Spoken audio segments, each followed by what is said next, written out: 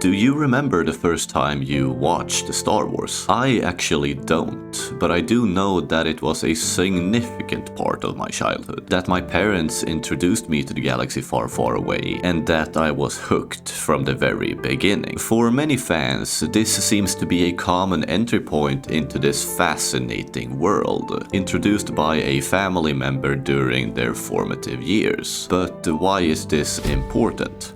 It's about how the franchise lives on, through past experiences and fond memories of what Star Wars meant to us as kids, in essence through the sentimentality of nostalgia. The Force is what gives the Jedi his power. Life creates it, makes it grow.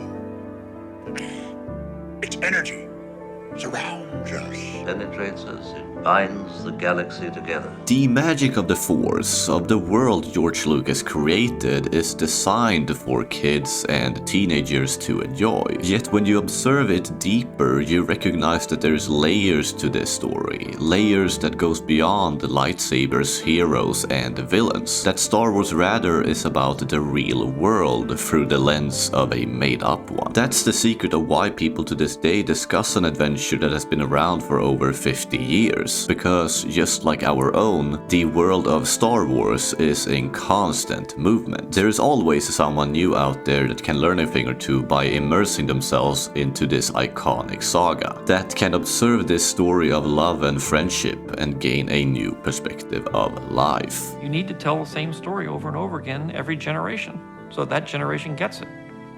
And I think we've gone for a few generations where a lot of the sort of more basic stories have fallen by the wayside. Just like my parents introduced me, I will introduce my kids to Star Wars. And interviews like this makes me understand why. It's not merely because they are excellent films, nor is it solely because I see them through the filter of nostalgia, but rather because they offer insights into life and encourage an appreciation for it. Perhaps it's impossible to fully neglect the sense of sentimentality, as Star Wars has a way of making you feel like a child once more.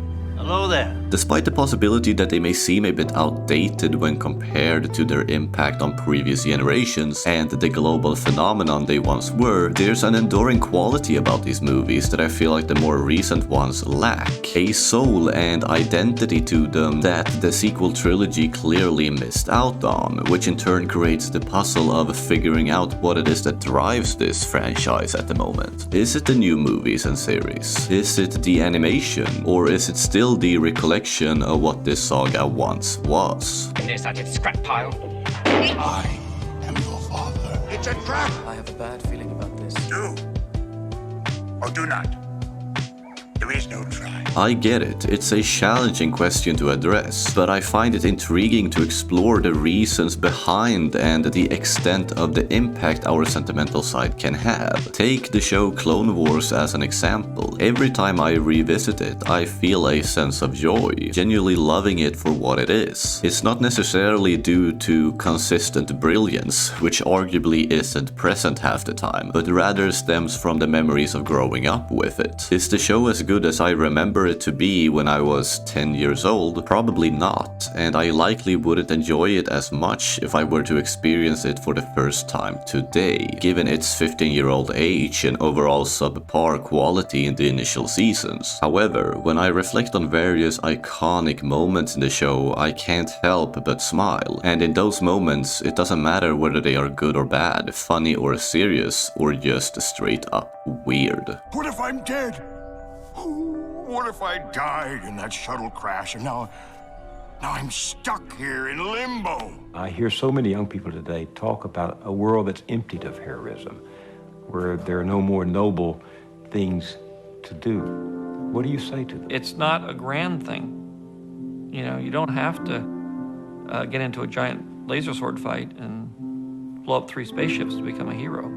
I mean, it's a very small thing that happens every day of your life. What once captivated audiences with the groundbreaking nature of a film like A New Hope might now in the eyes of Generation X appear as outdated CGI and a simplistic plot. The question therefore lingers, how long will younger generations appreciate such classics before deeming them outdated, and instead lean towards inspiration and growth from more contemporary content like the sequels? While I believe nostalgia plays a significant role in the success of Star Wars, I also observe its gradual decline due to various factors, as for example the new content's failure to resonate with a broader audience and simply lack of quality. It basically feels like the franchise is losing its magic. On the other hand, it might just be me growing up.